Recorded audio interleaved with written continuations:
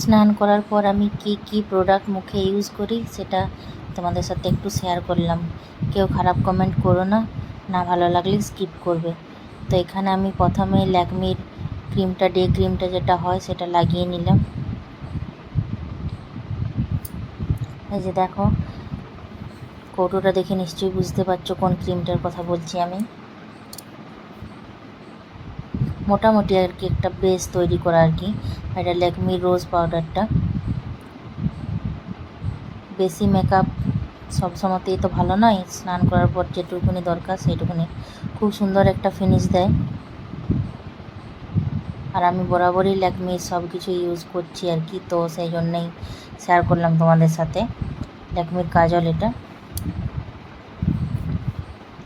কেউ ভিডিওটা খারাপভাবে নিও না, আমি কারোকে মানে কোনো রকম উদ্দেশ্য কিছু না করে আমি ভিডিওটা নিজের মতন করে বানিয়েছি। এটা ল্যাকমির লিপস্টিক, সবাই জানো, শেডটা বুঝতে পারছো, মেরুন কালার।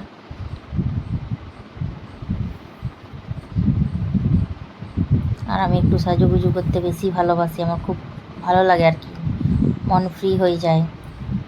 সবসময় তো কাজ থাকেই, নিজেকেও তো একটু সময় দেওয়া দরকার। এই যে টিপ করে নিয়েছি, চুল সেট করে নিয়েছি, তোমরাই বলো কেমন লাগছে। Thank you so much for watching.